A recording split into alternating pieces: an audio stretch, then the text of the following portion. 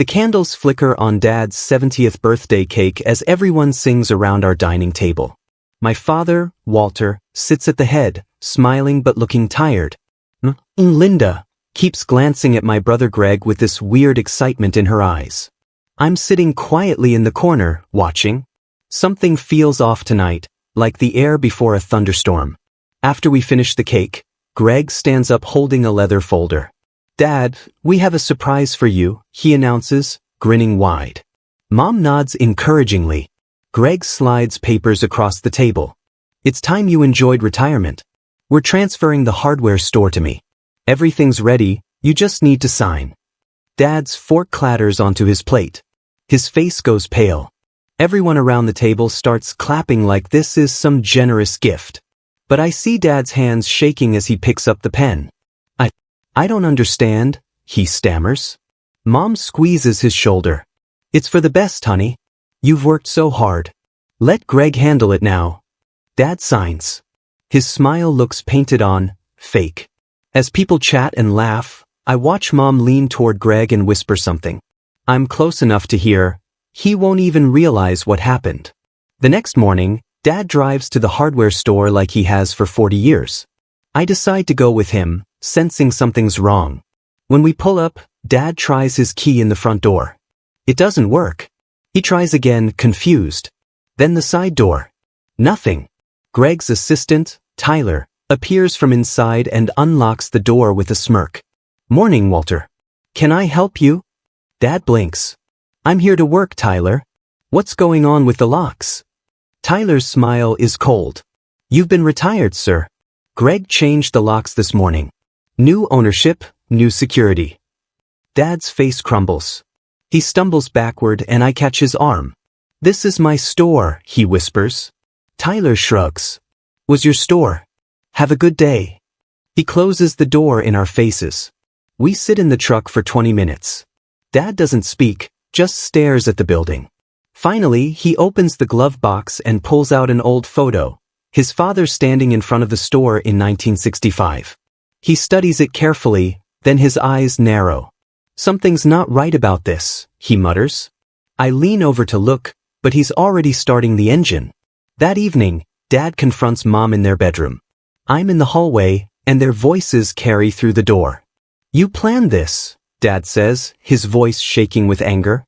You and Greg stole my business. Mom laughs, actually laughs. Stole? Walter, don't be dramatic. We did what's best for this family. Your old-fashioned ways were holding Greg back. He has vision. You just have stubbornness. I built that store from nothing. Dad's voice cracks. Linda, how could you do this? There's a pause. When Mom speaks again, her voice is ice. You built it? Really, Walter? Are you sure about that? I hear Dad's footsteps heading toward the door, so I duck into my room. He storms past, grabs his coat and leaves. An hour later, I sneak into their bedroom while Mom's in the shower. On her nightstand, tucked under a magazine, I find an envelope. It's yellowed with age. Written on it in shaky handwriting, confidential, property of Martha Evans. That's Dad's mother, my grandmother who died 5 years ago. I find Dad sitting in his workshop behind the house, the envelope open in his hands. I saw you take it, he says quietly. I went back for it. He's reading a letter, tears running down his cheeks. My mother wrote this before she died. She never sent it. He reads parts aloud, his voice breaking. Grandma Martha confessed that the hardware store wasn't founded by Grandpa Evans like everyone believed. It was started by her first husband, a man named James Sullivan, in 1962. When James died in a car accident in 1964, Martha married my grandfather a year later. Grandpa Evans took over the store and raised Greg's father, my dad, as his own son. All these years, Dad whispers, I thought I was continuing my father's legacy. But it was someone else's dream first. The letter ends with a cryptic line. The trust one created for James's memory still exists. Make sure it goes to the right person. Dad looks up at me, confused. What trust? I never knew about any trust. I lean against the workbench, my mind spinning. Maybe Grandma set up money for you? Dad shakes his head slowly. Or maybe someone else found it first. The next morning, Dad and I drive to First National Bank downtown. Mrs. Peterson, the estate manager, recognizes Dad immediately. "Walter, how can I help you?" Dad clears his throat. "I'm handling some final details of my mother's estate. She mentioned a trust in her papers. Can you check if anything exists under her name, Martha Evans or Martha Sullivan?" Mrs. Peterson types on her computer, frowning. "There is a trust established in 1964. But..." She hesitates, glancing between Dad and her screen. "The beneficiary was changed in 1998. My heart starts pounding. "Who's the beneficiary?" I ask. Mrs. Peterson turns the screen toward us. The name jumps out, Gregory Evans. "My brother. The change was authorized by Linda Evans." Dad leans back in his chair like he's been punched. "How much?" he asks quietly. Mrs. Peterson's voice drops to a whisper. "The trust currently holds $1.2 million. It was meant to mature when you turn 70, Mr. Evans. 2 days ago." We sit in the parking lot afterward. Dad's knuckles are white on the steering wheel. "She's been planning this for 26 years, he says. "The business. Through us. Everything." Dad decides to visit Henry Mitchell, his childhood friend and the only lawyer in town he trusts. Henry's office smells like old books and coffee. He listens to everything, his expression darkening. "Walter, I warned Linda about changing those documents back in 1998. She came to me first, but I refused to process the beneficiary change without your knowledge. She must have found another lawyer." Henry pulls a file from his cabinet. "I kept copies because something felt wrong. Look at this, the original trust document from 1964. Your mother, Martha Sullivan, established it specifically for you. It clearly states the funds should transfer to her son, Walter Sullivan Evans, on his 70th birthday." Dad studies the paper, his hands trembling. "Can we fight this?" Henry nods slowly. "We can. But Walter, there's more. I did some digging after Linda pushed me aside. The business ownership transfer Greg made you sign? I think there might be irregularities. The original deed to the store property should have been in your name since your mother's death in 2019. But someone filed a quiet title claim in 2015. What does that mean?" I ask. Henry looks at me seriously. "It means someone tried to legally establish ownership before Martha died. That someone was Linda." Dad decides to stay quiet for now. "If I confront them without a solid plan, they'll destroy evidence," he tells me. Instead, he starts visiting the hardware store as a regular customer, just browsing the aisles. I go with him sometimes, pretending we need supplies for home projects. Greg struts around like a peacock, barely acknowledging Dad. But I notice things. Customers complaining about price increases, empty shelves where popular items used to be, employees looking stressed. One afternoon, I'm pretending to check out paint samples when I overhear 2 workers talking by the loading dock. "Greg's cutting costs everywhere," one says. "He fired the Johnsons after 30 years because he wanted younger energy." The other worker snorts. "He's blaming his dad for everything too. Told a supplier yesterday that Walter's outdated management left the place in debt. Total lie. We were profitable until Greg took over." I find Dad examining hammers nearby. He heard it too. His jaw is clenched tight, but he stays calm. As we leave, he mutters, "Let them dig their own grave. I'll just watch." Over the next few weeks, Dad does something unexpected. He starts calling old suppliers, people he's worked with for decades. He takes them for coffee, asks about their families, rebuilds bridges Greg burned with his arrogance. One supplier, Mr. Chen, admits Greg demanded a 40% discount and threatened to switch companies when he refused. "Your son doesn't understand relationships," Mr. Chen says sadly. "Business is about trust." Dad nods. "I know. And I'm sorry for what he did." Slowly, quietly, Dad starts forming a plan. He finds a small empty storefront 2 blocks from the original hardware store. The rent is cheap, the space needs work, but it's available. "What are you thinking?" I ask as we stand inside the dusty building. Dad smiles for the first time in weeks.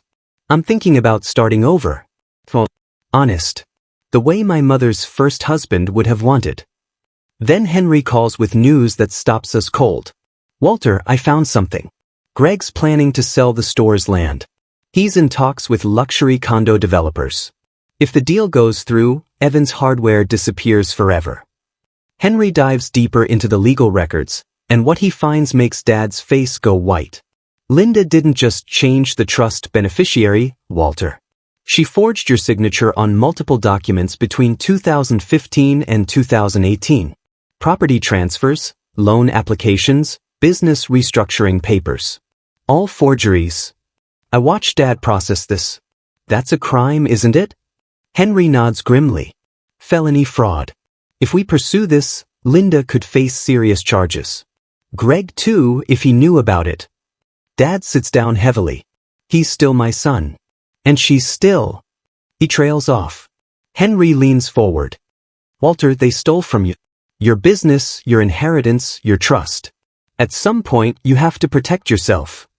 Dad looks at the forged signatures under Henry's magnifying glass.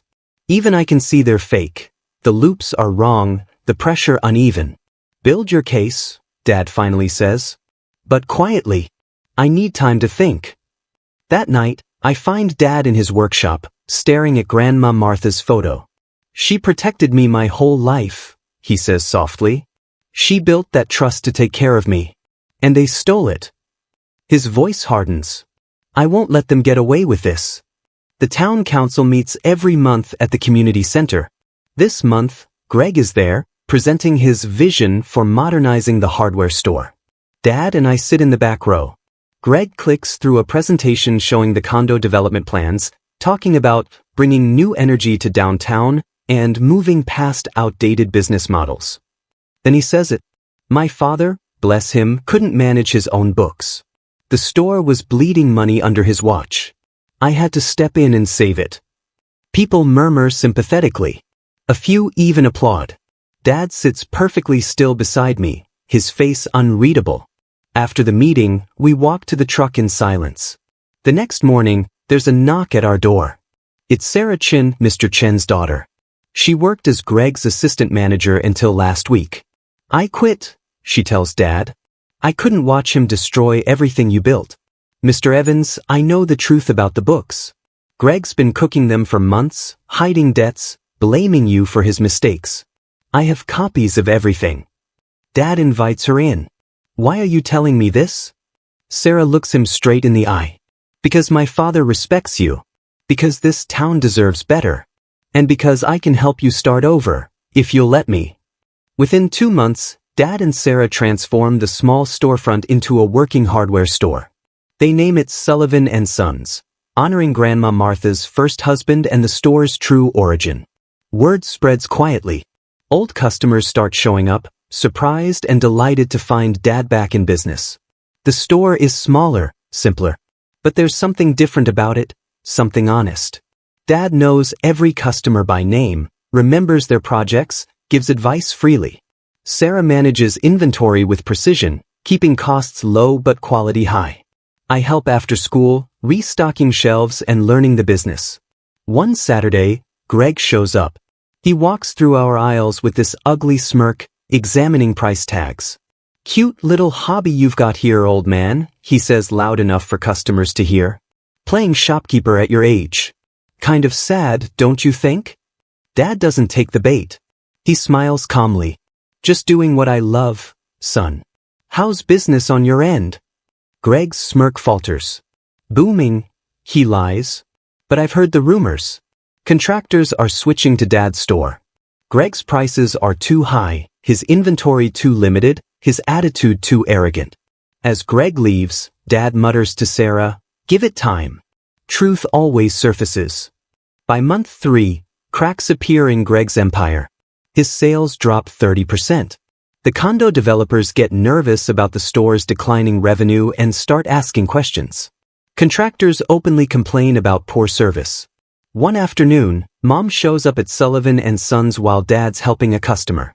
I'm at the register and see her lurking near the paint section. When Dad finishes, she approaches him.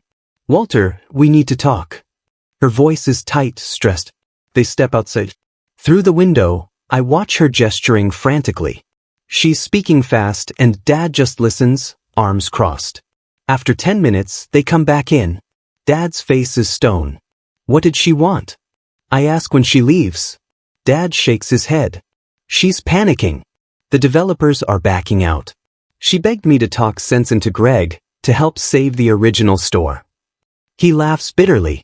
I told her the same thing she told me. This is what's best for the family. Sarah looks up from her clipboard. She actually thought you'd help them? Dad's voice is quiet but firm.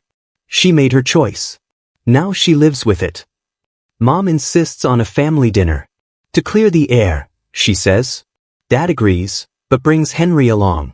Greg arrives late, cocky but defensive. We sit around the same table where this nightmare started 3 months ago. Greg immediately goes on the attack. This is your fault, Dad. You opened that little shop to compete with me.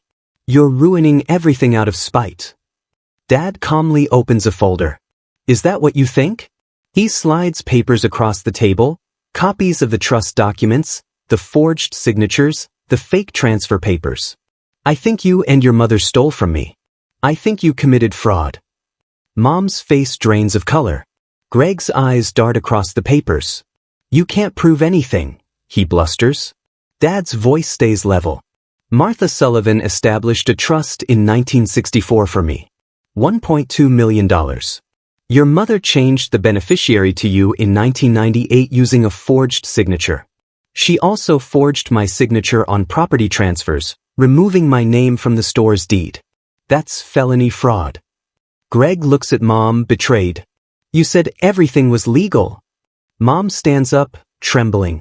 Walter, please. We can work this out. Don't involve lawyers. Dad closes the folder.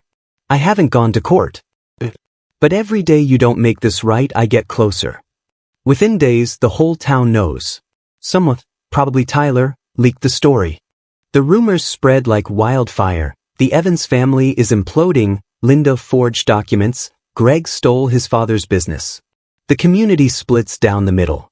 Half the people admire Dad's restraint and business integrity. They shop at Sullivan & Sons and openly support him.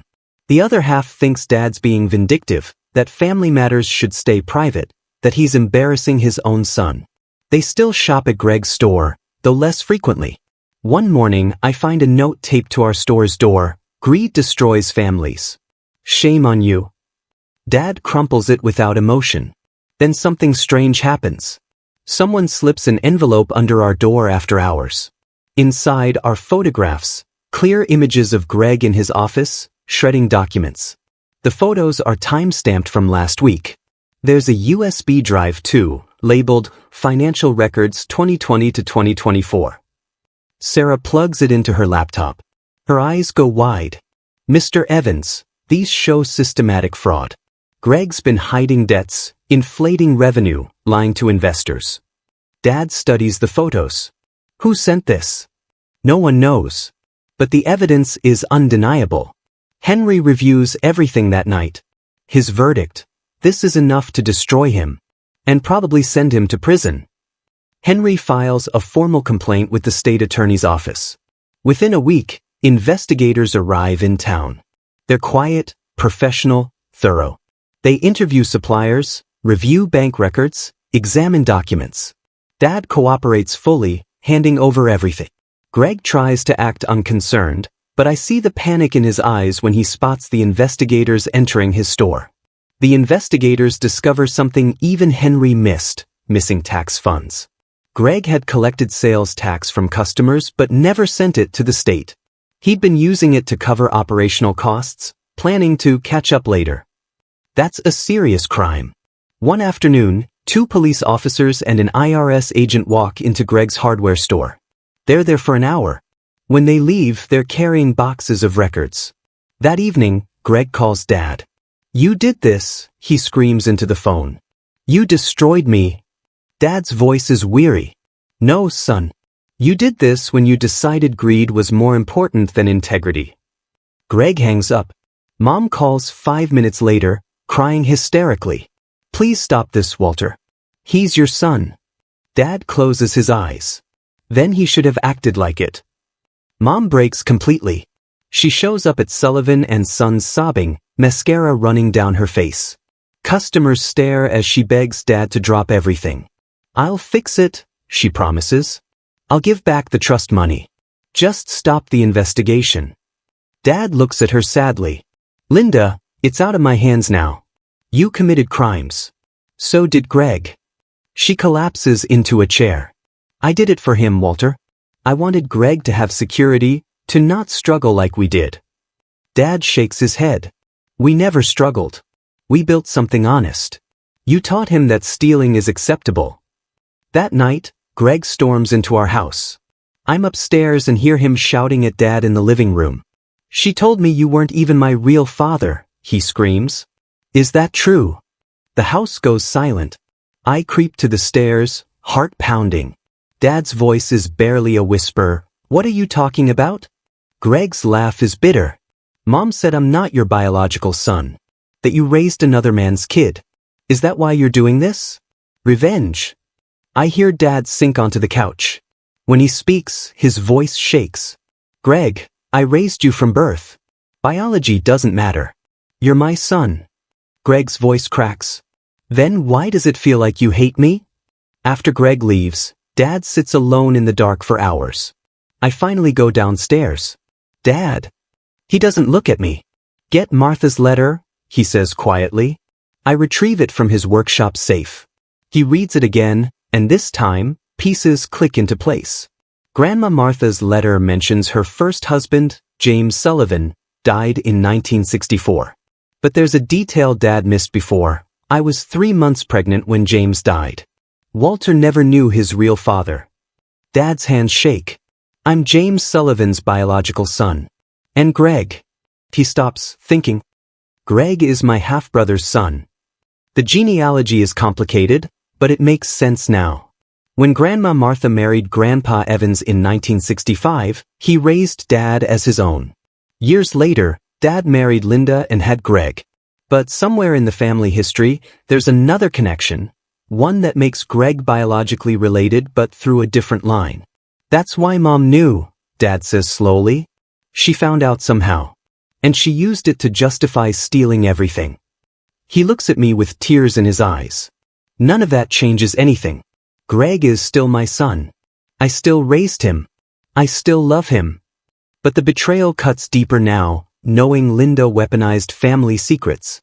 Henry returns to Dad's house with another discovery. "Walter, I found your mother's diary. It was in a safety deposit box registered under her maiden name." The diary is leather-bound, filled with Grandma Martha's neat handwriting. Henry has marked several entries. We read them together. Grandma Martha wrote about James Sullivan's death, about her pregnancy, about her fear of raising a child alone in 1964. She wrote about meeting Grandpa Evans, a kind man who promised to love her son as his own. The entries are tender and heartbreaking. Then we find entries from 1997. Linda came to me today asking about the family tree. She seemed overly interested in James's side.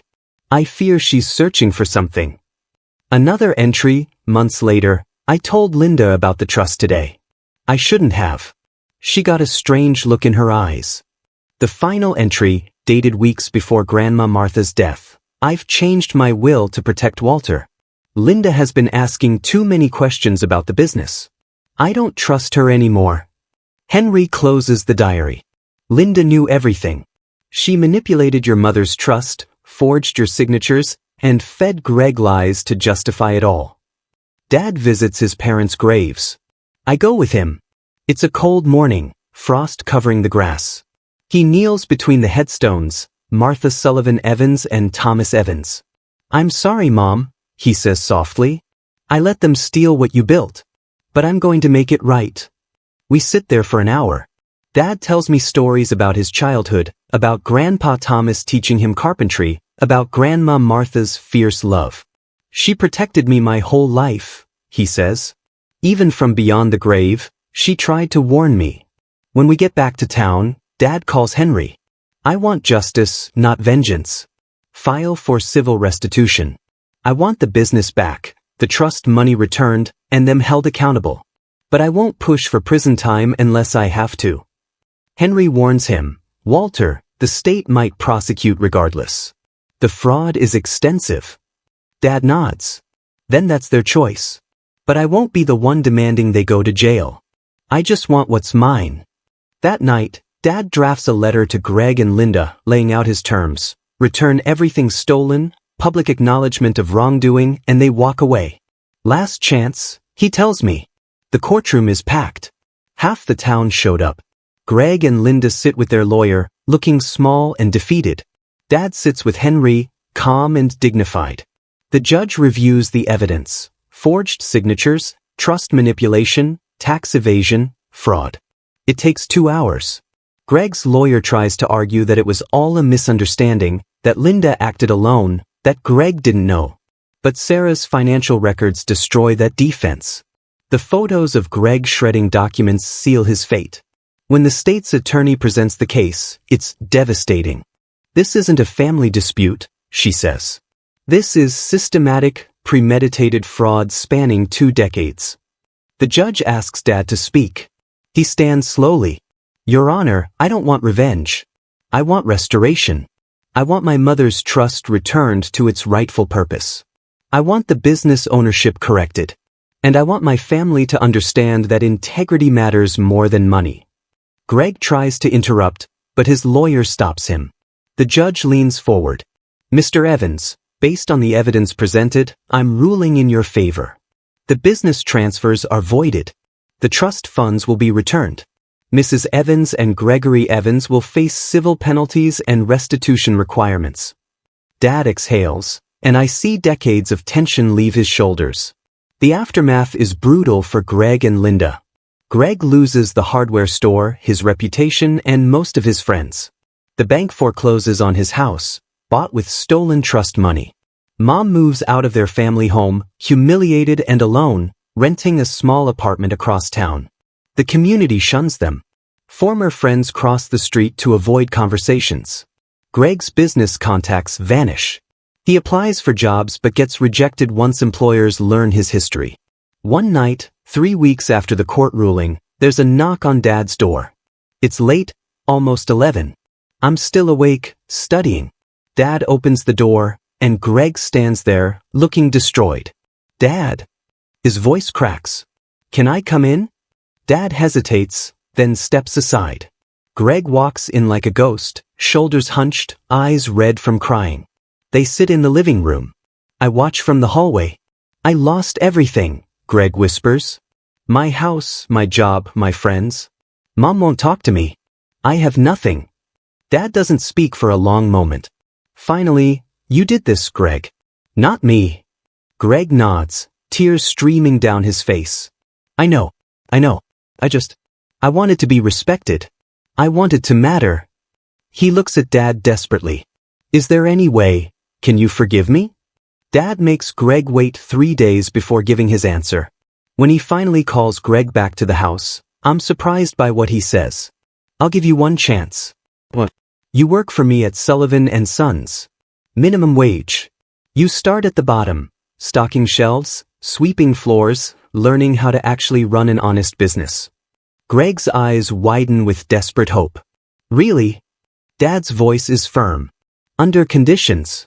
You publicly apologize to this town for what you did. You attend therapy. You work every day without complaint. And you never, ever lie to me again. Greg nods frantically. Just anything. I'll do anything. The next day, Greg shows up at 7 a.m. wearing jeans and a work shirt. Sarah watches him skeptically. Customers stare. But Dad puts Greg to work immediately, showing him how to organize inventory properly, how to help customers find solutions, how to build trust. Greg works quietly, humbly. No more arrogance. No more smirking. Weeks pass. Greg proves himself slowly. He helps elderly customers carry purchases to their cars. He admits when he doesn't know something. He stays late to clean. The town notices. Bit by bit, people start talking to him again. One customer, old Mr. Peterson, shakes Greg's hand one day and says, "This is the man you should have been all along." 3 months into Greg's redemption, everything seems to be healing. Dad's back running Sullivan and Sons with Sarah as his partner. Greg works hard, learning humility. The store thrives, built on the values Grandma Martha would have wanted. Then a certified letter arrives. It's from Mom's lawyer. Linda is suing for half the business, claiming marital property rights. Dad's face darkens when he reads it. She still doesn't understand, he mutters. Henry reviews the case quickly. Walter, this might actually stick. California is a community property state. Unless you can prove, Dad interrupts. The prenup. We renewed our prenup in 2010 when I inherited money from my uncle. Linda signed away business ownership rights. Henry's eyes light up. Do you still have it? Dad nods. In the safe deposit box. They retrieve the document that afternoon. It's clear. Linda waived all claims to business assets acquired through inheritance or family trust. The Sullivan and Sons store, built with Grandma Martha's trust money after it was returned, falls under that protection. In court the following week, Linda's lawyer argues passionately. But when Henry presents the prenup, signed and notarized, the case collapses instantly. The judge rules against Linda in under an hour. She storms out of the courtroom, defeated and furious. Greg watches her leave but stays seated next to Dad. The legal battles end. The dust settles. Sullivan and Sons becomes the town's favorite hardware store, known for fair prices and genuine service. Sarah becomes Dad's official business partner. He gives her 20% ownership as thanks for her loyalty. Greg continues working, and after a year, Dad promotes him to assistant manager. Mom stays bitter and isolated. She refuses to apologize or accept responsibility. Eventually, she moves to another state to escape the judgment and embarrassment. Greg tries to visit her once, but she won't see him. She blames me for everything, he tells Dad sadly. Dad puts a hand on his shoulder. You can only control yourself, son. Her choices are her own. One evening, Dad and I sit on the porch of the house he bought with the returned trust money. A modest place, but filled with peace. You know what I learned? He asks. I shake my head. Some secrets destroy families. But other secrets reveal who we really are. Grandma Martha's secret about the trust, about James Sullivan, about the business, it showed me what really matters. He looks at the sunset. It's not the money or the business. It's integrity. It's doing right even when it costs you everything. I lean against him. You did the right thing, Dad. He smiles.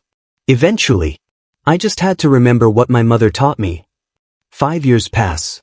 I'm helping Dad close Sullivan and Sons for the night. Greg's inside, double-checking tomorrow's inventory. Sarah's in the back office, reviewing quarterly reports. We've expanded twice. The store is modest but successful. The original Evans Hardware closed permanently, sold to a grocery chain. As Dad locks the front door, he pauses to look at the sign above the entrance. It's custom-made, carved wood, with gold lettering, Sullivan and Sons, built on integrity. Below it, smaller text, established 1962, restored 2024. Dad insisted on acknowledging James Sullivan's original vision. You ever regret it? I ask him. Fighting back? Exposing everything? Dad considers this. Every day I wonder if there was a gentler way. But then I remember, they didn't just steal money. They stole dignity, trust, family. Some things are worth fighting for. Greg joins us outside. He's different now, quieter, wiser, humble. He's rebuilt his life slowly, earning back respect. He looks at the sign and says, I see this every day, and it reminds me who I should be. Dad claps his shoulder. That's all I ever wanted. We walk to our cars together. Dad takes one last look at the store, his father's old sign gleaming under the streetlights. They took my name off the door once, he says to himself. Now they can't erase the legacy.